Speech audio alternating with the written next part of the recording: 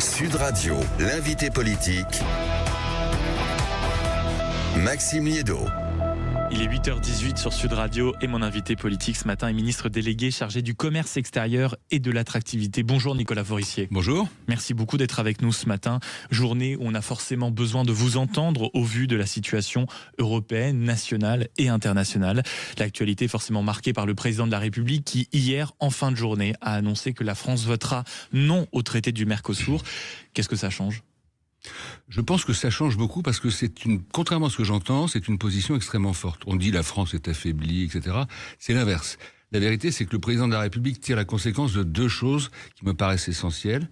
La première, c'est que la France est un grand pays agricole et ne peut pas, c'est le premier pays agricole de l'Union européenne, et la France ne peut pas accepter que même s'il y a des avantages dans cet accord Mercosur, et on pourrait y revenir si vous le souhaitez, des choses intéressantes, y compris pour certaines filières agroalimentaires, il y a des risques qui pèsent sur certaines autres filières.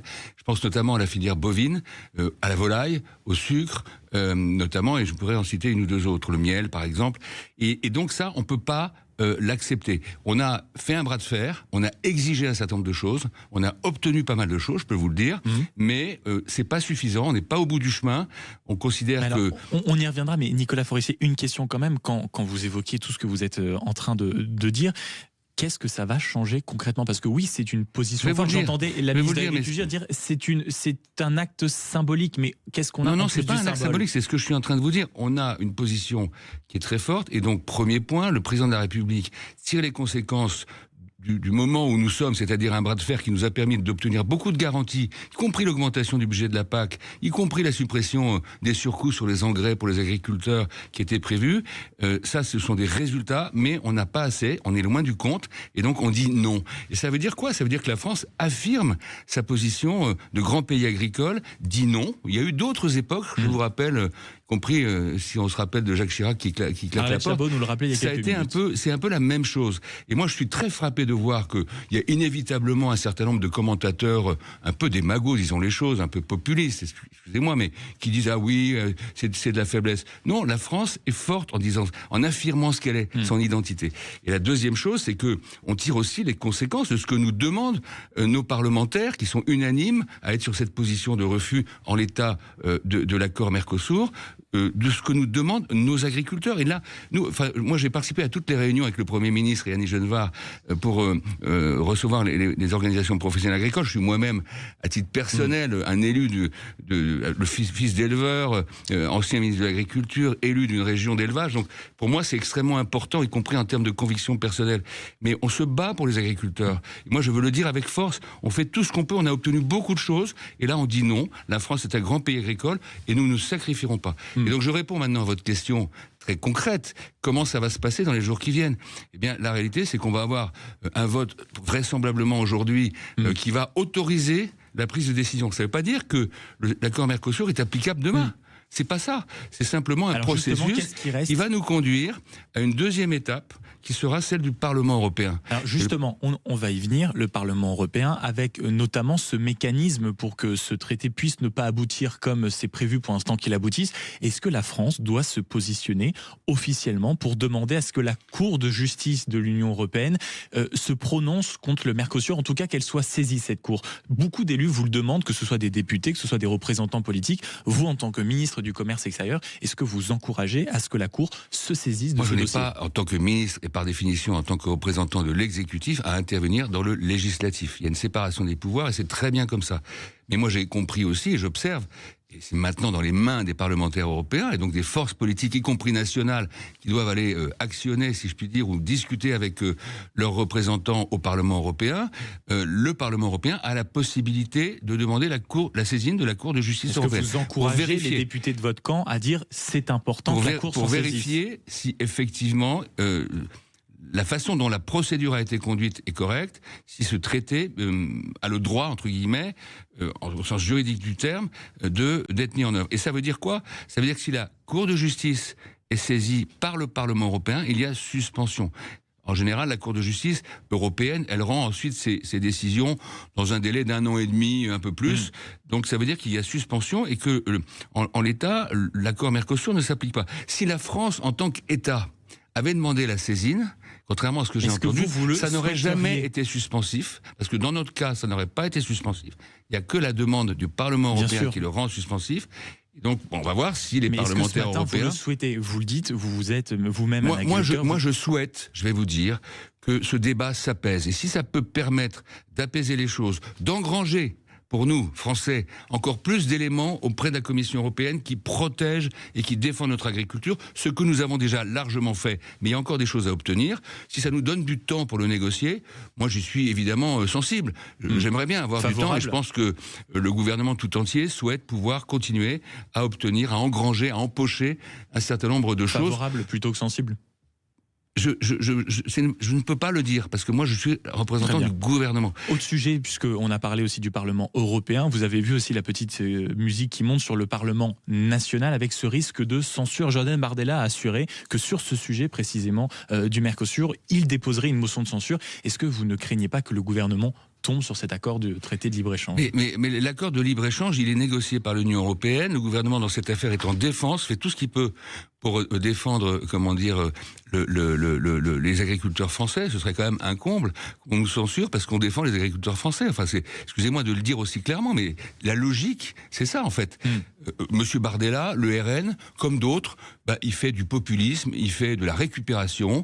Il n'y a aucune, me semble-t-il, mais dans ce cas-là, est-ce qu'il n'y a pas un populisme transparence dans inverse? ses propos. Vous avez entendu tous ces commentateurs, mais aussi tous ces économistes qui défendent, qui disent mais en réalité, on fait une erreur stratégique. La France fait le constat de son impuissance parce que, vous l'avez esquissé tout à l'heure, c'est très bon pour énormément de filières. On a un marché de plus de 300 millions d'habitants. Au vu de notre balance extérieure commerciale, c'est pas formidable. Vous avez raison. Il est favorable quand même, ce Mercosur. Vous avez raison. C'est ça qui me sidère de la part de M. Bardella et d'un certain nombre de responsables politiques qui essayent d'utiliser la colère. Je trouve ça assez... personnellement, je trouve ça assez terrible, quoi. C'est une mauvaise image, c'est un mauvais fonctionnement de notre débat public. La vérité, c'est qu'il faudrait dire ce que nous, au gouvernement, nous disons. Je suis désolé de le dire. C'est comme ça, la vérité, c'est quoi? C'est que cet accord, il a beaucoup d'intérêt pour les filières industrielles, pour l'accès aux services, pour la protection. Il y a du bon pour le lait, les fromages, pour le vin, les spiritueux, etc. Mais il peut être très dangereux si on n'obtient pas les protections nécessaires pour les éleveurs bovins en particulier, les éleveurs de volailles, les producteurs de miel, les producteurs de sucre, etc. Et l'éthanol. Bon, ça veut dire que nous devons souligner par honnêteté intellectuelle l'intérêt pour un certain nombre de filières et globalement pour l'économie, mais nous devons aussi nous battre, et en l'état, c'est ce que nous faisons, et nous n'acceptons pas parce qu'on n'a pas tout obtenu, pour protéger les filières sensibles de l'agriculture française, parce que nous sommes un grand pays agricole et que nous nous battons pour nos agriculteurs. Nicolas et toutes les autres paroles, M. Bardella et quelques autres, qui sont à l'unisson pour essayer de récupérer le truc, moi je trouve ça extrêmement dommageable. Nicolas Forissier, vous avez aussi avec vous des boutons très importants pour essayer de calmer la colère. La lettre de Sébastien Lecornu, il y a quelques heures, on l'a pris, 10 points très structurants concernant des dossiers clés, le Mercosur, notamment la vaccination sur le cas de la dermatose nodulaire. Il y a quelques semaines, vous assuriez pouvoir réduire ou d'essayer de réduire les délais entre la vaccination et l'exportation. Vous l'aviez promis. Est-ce que vous avez réussi à avancer sur ce dossier? On est en discussion là-dessus. Vous savez que un animal qui est vacciné dans une zone indemne, et la France, aujourd'hui, au 4/5e, au 90% du territoire national est indemne aujourd'hui. Il faut quand même le rappeler. Il n'y a pas de... Donc on peut exporter normalement. Mais si des éleveurs vous demandent une vaccination préventive, à ce moment-là, l'animal va être restreint à l'exportation normalement pour 8 mois. Ce sont les règles qui s'appliquent au niveau international et européen. Nous discutons avec les autorités italiennes, je vais bientôt voir les autorités espagnoles et aussi marocaines, parce qu'il y a un sujet au Maghreb, pour justement faire en sorte, comme ça a été le cas avec les Italiens à partir des animaux vaccinés en Savoie, de réduire ces délais et de permettre... De réduire à combien de temps? Alors, les Italiens posent, et ils ont raison, parce que c'est finalement normal que les pays importateurs demandent, c'est ce qu'on demande nous, de vérifier les normes. Ils demandent, les Italiens par exemple, un test PCR pour vérifier que chaque animal effectivement n'est pas porteur. Donc il y a un certain nombre de contraintes, mais on arrive à exporter normalement des bovins vivants depuis les Deux-Savoies aujourd'hui, et c'est ce qu'on veut continuer. Et donc on discute pour le pérenniser. Parmi les différentes pistes, notamment réclamées par les représentants du principal syndicat agricole, il y a la piste d'une loi spéciale qui pourrait être consacrée au secteur agricole. Est-ce que vous y êtes favorable? Est-ce que vous pensez que ça fait partie des mécanismes que vous avez à portée de main qui puissent être efficaces? Je pense que, je ne suis pas ministre de l'Agriculture, je ne vais pas parler à la place et du Premier ministre et de la ministre de l'Agriculture. À titre personnel, je pense qu'il faut absolument qu'on continue, et c'est la volonté du gouvernement et du Premier ministre, à discuter, à trouver des solutions très concrètes. Est-ce que c'est une loi spéciale ? Ça ne m'appartient pas de le dire. Ce qui est sûr, c'est qu'il faut qu'on continue le boulot pour clarifier, renforcer, assurer le revenu de nos agriculteurs. C'était une question avant qu'on passe au dossier de l'international. Tout juste entré, il y a cette fameuse taxe carbone, vous savez, aux frontières, elle est déjà contestée. La ministre de l'Agriculture a évoqué, alors que ça vous concerne, les fameux engrais qui pourraient en être exonérés. Elle a d'abord évoqué une taxe qui pourrait, puis qui devrait suspendre les engrais. Est-ce qu'on va pouvoir réussir à exonérer nos agriculteurs absolument, ou c'est simplement une possibilité ce matin ? Mais ce mécanisme qui contrôle et en fait qui met une taxe sur la production de carbone sur les importations aux frontières européennes, c'est quand même un mécanisme qui est plutôt vertueux. On ne peut pas nous demander de protéger notre marché, de faire de la préférence européenne, etc. Sauf que là, sur le cas des engrais, on a un sujet qui est très concret et qui est le fait que ça renchérit le coût des engrais qui sont pour la plupart importés pour les agriculteurs français à un moment où ils sont déjà fragilisés, notamment les céréaliers ou les producteurs de grandes cultures. Donc on a obtenu de l'Union européenne de neutraliser ce surcoût. Donc il n'y aura pas de surcoût, ni en 2026, ni en 2027, puisque la plupart des commandes de 2027 seront faites au prix de 2026. Ok, donc ça, on peut déjà le dire. C'est une grande victoire. C'est une grande victoire, c'est ce qu'on a obtenu. Vous le dites ce matin. L'augmentation de l'enveloppe de la PAC qui permet de garder la même enveloppe de soutien aux revenus des agriculteurs, la suppression du surcoût des engrais, la clause de sauvegarde hyper renforcée sur le Mercosur, etc. Ce sont des victoires pour la France. Autre victoire qu'on doit essayer de décrocher sur la scène européenne et internationale concerne évidemment les nombreux dossiers, les déclarations notamment de Donald Trump. Hier, le président de la République s'est adressé aux ambassadeurs. Les mots étaient forts devant les ambassadeurs. Il parlait de nouveau colonialisme de Donald Trump, de mettre le paquet sur l'armement et vite instaurer la préférence européenne. Est-ce que là aussi, nous ne courons pas après le président américain, plutôt d'essayer d'avoir de véritables victoires au quotidien ? Non, je pense qu'il y a un énorme bouleversement en cours. C'est vrai sur le plan géopolitique, c'est vrai parce qu'il y a des personnalités qui cassent tous les codes. Monsieur Trump, vous l'avez dit, Monsieur Poutine a été un agresseur de l'Ukraine déjà depuis plusieurs années, etc. Est-ce que vous diriez pour autant que Donald Trump a été un agresseur du Venezuela, par exemple ? Je vais y revenir, nous avons des tensions commerciales qui sont considérables, et ça conduit les Européens à réagir. Et moi, je veux le dire avec force, parce qu'on fait sans arrêt de l'Europe bashing, du France bashing, comme on dit. Bon, c'est-à-dire, on dénigre tout le temps, on n'est pas bon, on n'est pas fort, on fait pas le boulot. C'est pas vrai. Moi, je suis frappé, et j'ai quand même un peu d'expérience politique. On a une espèce de prise de conscience, de rassemblement, de structuration de l'Union européenne, et sur les questions de défense, et sur les questions économiques, et sur la protection douanière. C'est ce qu'on a fait sur les véhicules chinois, par exemple. Écoutez, et tout ça, la France est hyper motrice. L'histoire des petits colis, par exemple, le fait que l'Union européenne, enfin... Beaucoup vous direz, par exemple, c'est de la taxation, mais je reviens sur ça. Quand vous qualifiez, quand vous mettez d'un côté Donald Trump et ensuite Vladimir Poutine, est-ce que ce qui s'est passé au Venezuela, c'est une forme d'agression ? La France a totalement condamné le président de la République. En 2 temps. Non. On a dit, c'est extrêmement clair. Le ministre Jean-Noël Barrot l'a dit très clairement. Il y a des règles de droit. Nous, on défend la Charte des Nations Unies, le droit des peuples à disposer d'eux-mêmes, et on est évidemment contre l'usage de la force. Donc ça, on l'a dit très clairement. Après, on va pas pleurer, Monsieur Maduro. Moi, je connais beaucoup de monde au Venezuela. Franchement, je sais un peu comment ça se passe. Ce que nous demandons, nous, ce que la France demande dans le cadre européen, c'est qu'il y ait un vrai accompagnement dans cette transition démocratique. Et pour l'instant, on est un peu dans l'attente. Dernière question, Nicolas Forissier.